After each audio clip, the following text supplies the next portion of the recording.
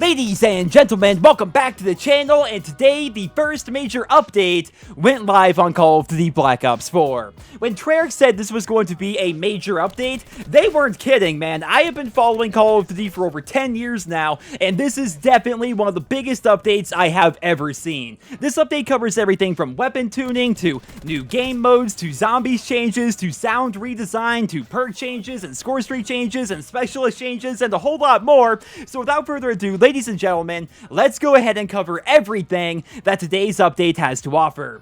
First things first, let's start things off here with the new game modes. The footage you guys have been watching so far is from the Chaos Domination game mode, which is brand new as of today. Even though they didn't say it, this is basically the Black Ops 4 alternative to Ground War. It's the same domination that we all know and love, except now it's 6v6, the score limit is 300, and flags capture much faster than they did before. The end result is a long match that awards you a lot of kills and a lot of score. I was only able to play one game of it so far this afternoon before I started recording this video, and even though it was my first match on and I didn't feel like I was doing particularly good, I was still able to drop 70 kills. So I have a feeling this is going to be a really popular game mode going forward, and I would love to hear what you guys think about it down there in the comment section below. But keep in mind, this mode is not available in regular core or regular hardcore. It's only in the featured tab, which means Treyarch may take it away at some point in the near future. Now, speaking of taking away game modes,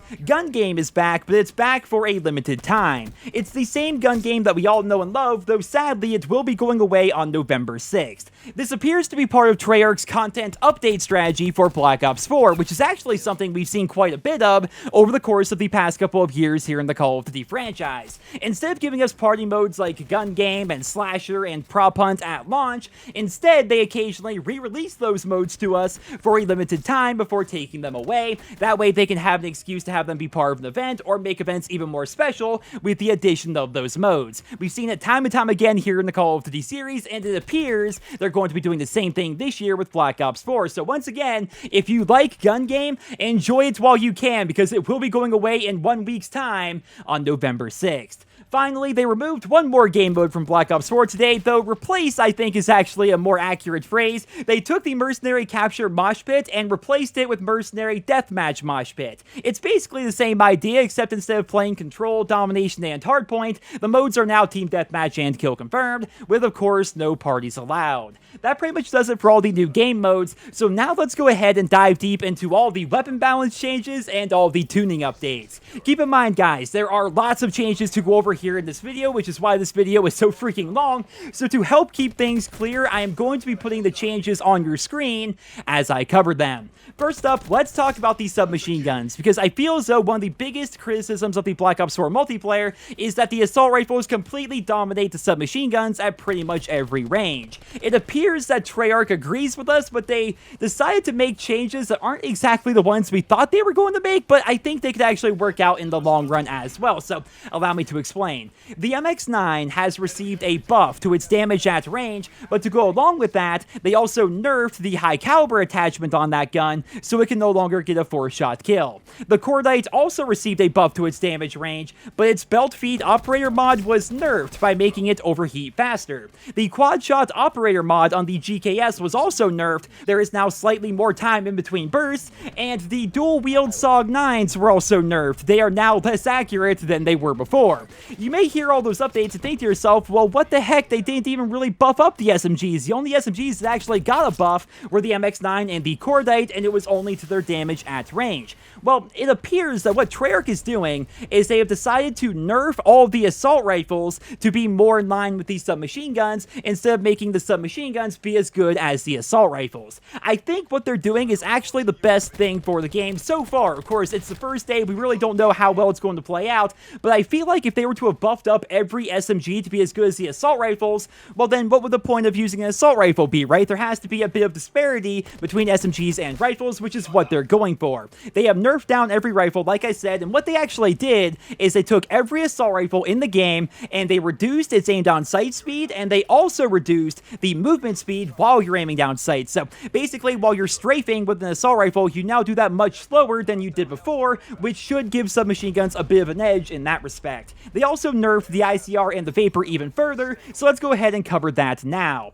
In the case of the ICR, they decided to nerf the headshot damage as well as its reload speed, and in the case of the Vapor, they nerfed its damage at range, its close quarters headshot damage, and its high caliber attachment, so it can no longer be as effective while using high caliber. A lot of fans were saying that the Vapor was actually the best submachine gun in the game, considering it could do everything an SMG could do while also being an assault rifle, and it looks like Treyarch wanted to bring it more in line with the rest of the guns in Black Ops 4, which I think is actually a very good change. In the case of the ICR, I'm very interested to see how these changes are going to affect the overall meta of the game, because in my opinion, before today's update, the ICR was not only the most overused weapon in the game, but it was also the best weapon in the game. If you used the reflex sight along with double grip, it was just way too freaking good, at least in my opinion, right? But like I said, they nerfed its headshot damage, they nerfed its reload speed, they nerfed the double grip attachment, which we will be covering later on here in the video, and they also buffed up and nerfed countless other guns in this game, so I'm very interested to see how things are going to play out as a result of today's update. If you guys could, let me know down there in the comments,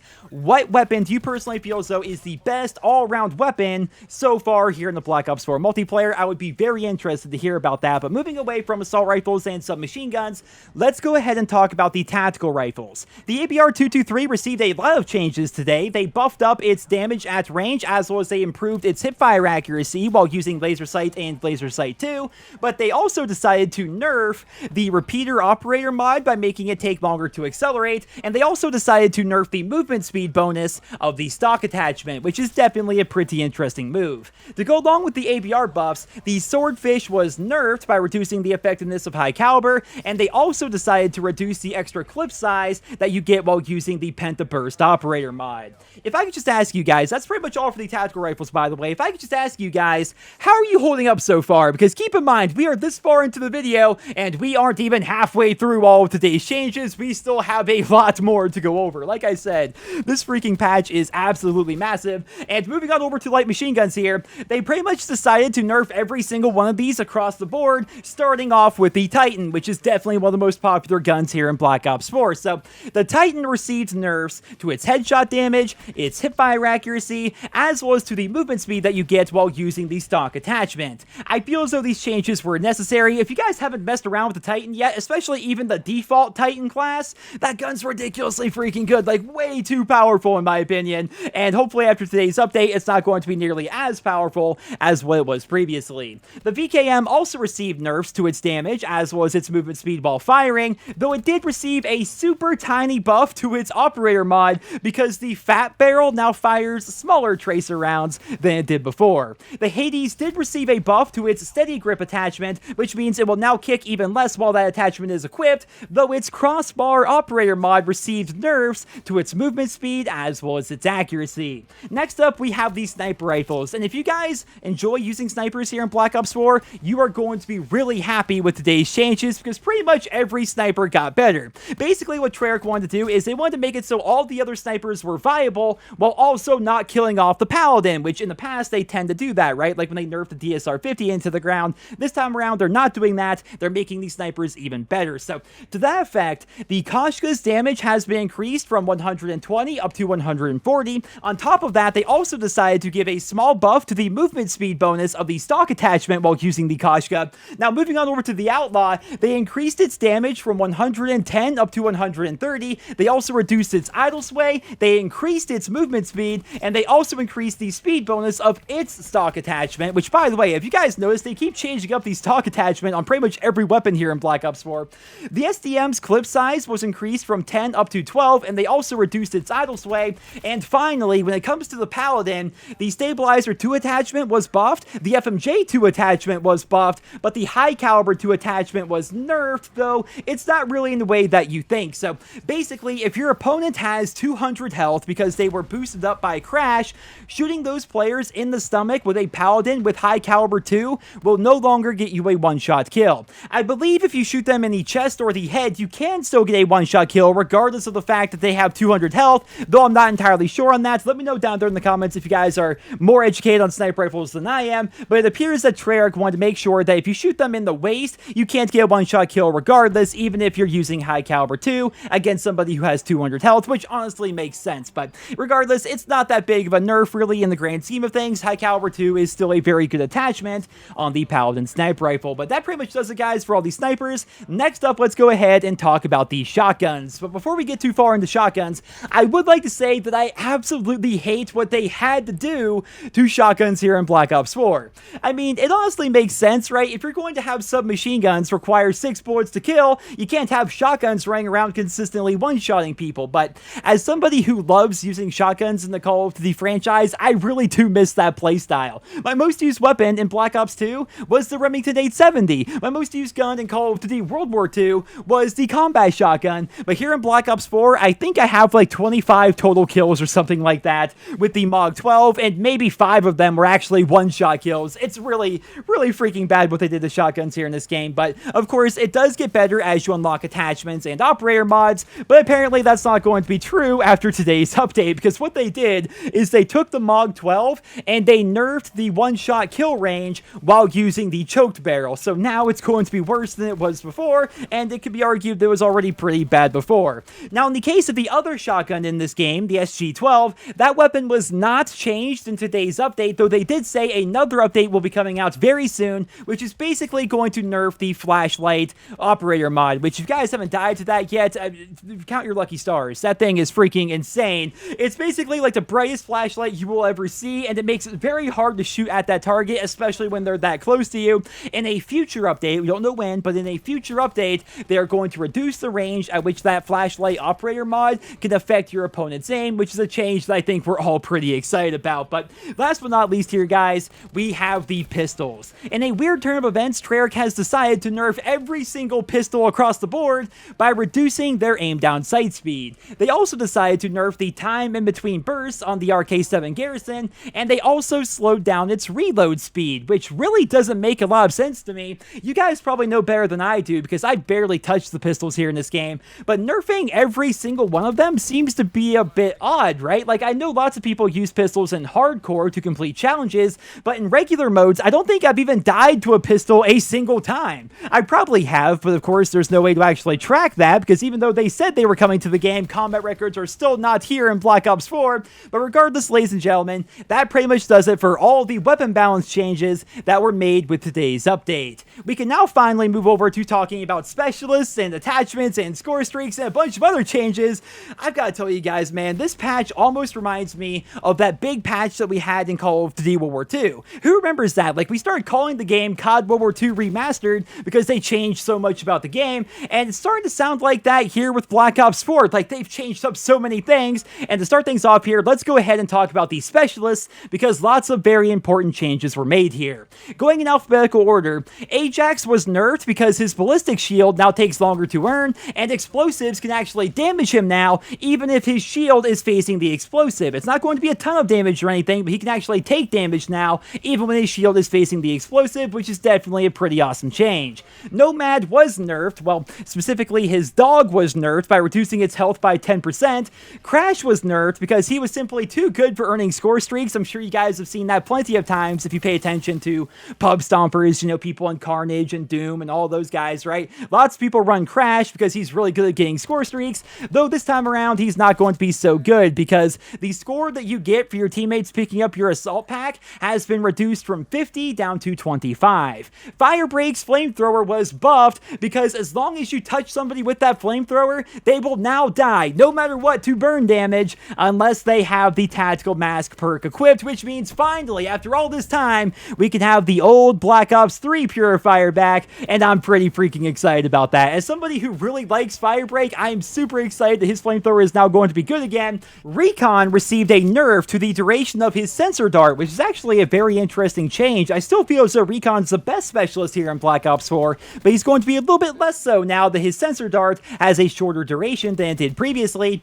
Torque ended up getting buffed, which is something I'm super excited about. You guys know he is by far my favorite character here in Black Ops 4, and what they did is they increased the earn rate of his barricade, and they also increased the hit points of his barricade, and finally, Prophet's Tempest Rifle was buffed by greatly, and keep in mind those are their words, not mine, by greatly increasing its projectile speed and slightly increasing its chain distance. I still feel as though Prophet is probably one of the weaker specialists here in Black Ops 4, but with all the nerfs to different characters like Ajax and Nomad and Crash and Recon, perhaps Prophet will move up the list a little bit after today's update. I would love to hear down there in the comments, who are your personal top 3 specialists here in Black Ops 4? For me, it's still the same as back during the beta. It's still Recon, Torque, and Crash, but I would love to hear what you guys think down there in the comment section below. But moving away from specialist here, let's go ahead and talk about these score streaks. If you guys follow the pub stomping community, like I talked about earlier, then you're probably aware of the fact that the strike team's kills were able to help you earn nuclears as well as other medals, but after today's update, that is no longer the case. They also increased the explosion radius and the damage of the dart, and as somebody who did all the challenges for the dart before today's update, I can definitely say that these changes were needed. You basically had to direct impact people with the dart to actually get a kill, though it appears after today's update, the dart is now going to be much easier to use. Next up, let's go ahead and talk about the attachments. These changes are universal. Keep in mind, we're talking about universal attachments here, right? There are individual attachment changes that have happened here and there, but all these attachment changes right here are going to affect any gun that can actually use the attachment itself. So, Grip 2 has been nerfed. You will still flinch less than people who are not using Grip 2, but it's not going to be as good as what it was previously. The suppressor attachment also appears to have been nerfed, though I will say that the wording in the patch notes is really confusing. So what they said is they've reduced the damage fall-off ranges, which almost sounds like a double negative. You've reduced the ranges where damage falls off, so does that not mean you're actually increasing the range before the damage falls off? Either way, I have no idea, guys. I think this means that suppressors have been nerfed, though the wording is very confusing. That's why I wish Treyarch would simply just say things like buff or nerfed as compared to increasing or decreasing or doing these different things, because it can definitely get confusing and get lost in translation. But changes did happen to the suppressor today, and in my opinion, I think they were nerfed, though it's possible that they were actually buffed and they now have less damage drop off than they did previously. But moving along, a bunch of optical attachments have been buffed, which means they've gotten better. Treyarch, right? Simple wording here, and that's definitely pretty freaking good news. So what they've done is they've taken the recon sight, the dual zoom, as well as the holographic sight, and reduced the recoil that you have on your screen while using those attachments. Now, I don't think this means that all these attachments are going to work as a pseudo foregrip. That's not the case, but I do think the visual recoil has been reduced, which should make the attachments a little bit easier to use in comparison to the elo sight and the reflex sight. And speaking of the elo sight, that has been nerfed. In the same way that the recon sight and the dual zoom and the holographic sight have been buffed, the elo sight has been nerfed, which means you now have a little bit more visual recoil while using that particular attachment. But ladies and gentlemen, let's wrap up the multiplayer section of this video by quickly covering a bunch of smaller changes that I feel as though are pretty important to go over. So, number 1, the spawns have been retuned for Team Deathmatch, Domination, and Hardpoint, and they also changed up the spawns in Free-For-All and Control on specific maps. The Stim Shot has been nerfed, as it now heals you to full a bit slower than it did before. The acoustic sensor has also been nerfed, as the range at which it can detect sprinting players has been reduced. Dead Silence has been buffed, though you still aren't completely silent like you were in previous games. They increased the XP earn rates in Heist as well as in Free-For-All. They reduced the ranges required to get long shots for assault rifles, tactical rifles, submachine guns, and light machine guns, which, thank freaking goodness, as someone who does not play hardcore whatsoever, these long shot challenges are absurd. The reason why you guys see so much recon sight gameplay on my channel with the Vapor is because I have all the other challenges completed, and I'm just hoping to get some long shots, but the Vapor's not very good at long shots. I feel like half the maps in this game don't even have a line of sight long enough to actually acquire a long shot, so this update is hopefully going to make these challenges much easier to complete. But moving on here, Dark Matter camo has been updated. Apparently, if you go on a 30 kill streak with that camo, it will now evolve and look like it did back in Black Ops 3, though just like with the other camo upgrades, the effects are not permanent. And last but not least, a few of the maps have been slightly adjusted to reduce spawn killing. The two maps in question are Icebreaker and Slums, and as you guys can see here on Icebreaker, you're going to notice that certain pieces of cover that were were there previously simply aren't there anymore. Now, I did run through slums trying to find what they changed about that map, but I couldn't find it on my first run through. I know there are changes somewhere, I just have no freaking idea. It's entirely possible that Treyarch simply adjusted the height of certain pieces of cover on slums like they did for Nuketown back in the day. We really have no idea, but ladies and gentlemen, that is all of the major multiplayer changes that came with today's update. Are you noticing my voice is now much more hoarse than when I started recording? My freaking goodness, this is going to be a long video. With multiplayer now out of the way, let's go ahead and talk about Blackout as well as zombies, though I will say the zombies and Blackout changes are not nearly as extensive as the multiplayer changes. So in Blackout, the sound has been revamped. What they've done is they've taken friendly footsteps and made them much quieter than enemy footsteps, and they've also taken footstep audio in general and adjusted them for all of the armor types in the game in both first and third person, and in general, the audio should now give you a much better idea of where your opponent is, what kind of surface they're walking on, and how far away they are from you. If you guys play Blackout like I do, then I'm sure you guys have gotten in situations where somebody sounds like they're really far away, but they're actually very close, or they'll sound like they're close, but they're actually like half a mile away or something like that. Apparently, that was all fixed with today's update, which is pretty freaking good news. They've also decided to go ahead and nerf armor yet again, and honestly, at this point, what's even the point of having armor in Blackout? Like, you take 2 shots, the entire thing breaks at this point.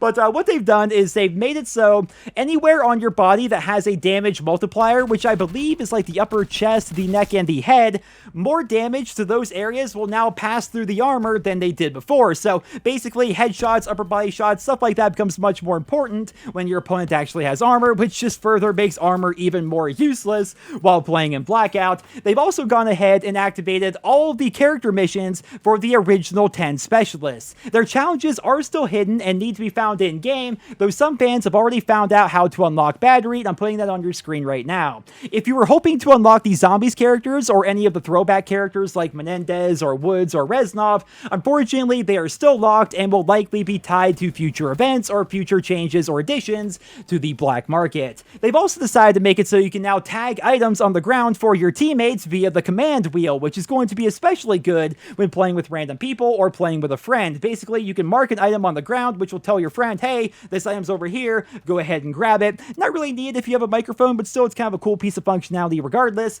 And they've also decided to go ahead and reduce the max player count in duos down to 88 from 100, which is really, really unfortunate if you ask me. I feel like Blackout is at its most fun when you have 100 or more players, because with 88, it almost seems like you have to win your initial gunfights as soon as you drop. That's kind of a given. But after your initial scramble there at the very beginning, you don't really see anybody until you're already in the top 10 or the top 15 or something like that, right? Like, I feel as though pacing is definitely something that Treyarch needs to work on, though unfortunately, with all the frame rate dips and technical issues that they keep facing with Blackout, I'm not sure they're going to be able to do that anytime soon. David Vonderhaar did say that the dream is to get the player count up to 115, which would be fantastic, but I really don't see them doing that anytime soon. And finally, guys, to wrap up the video here today, to move away from Blackout and multiplayer and wrap things up with zombies, they have decided to increase the XP earn rates for the hardcore and realistic difficulties, while also fixing countless little bugs and issues that the zombies game mode has. That, ladies and gentlemen, is all for today's update. I had no idea when Treyarch told us a couple of days ago that this would be the first quote-unquote major patch for Black Ops 4. I didn't think it would be half as big as what this one turned out to be. They retuned pretty much everything from weapons to perks to spawns to streaks to specialists to pretty much everything in between, and now it's time to just jump into the multiplayer and see how the game feels after all these updates. I would love to hear down there in the comments, what do you guys think of the game after today's patch? What do you think they did good? What do you think they did bad? And what do you personally think they should still change about Black Ops 4? Leave all your thoughts and feedback down there in the comments. Thank you all so much for listening, and I hope you guys all have a wonderful day.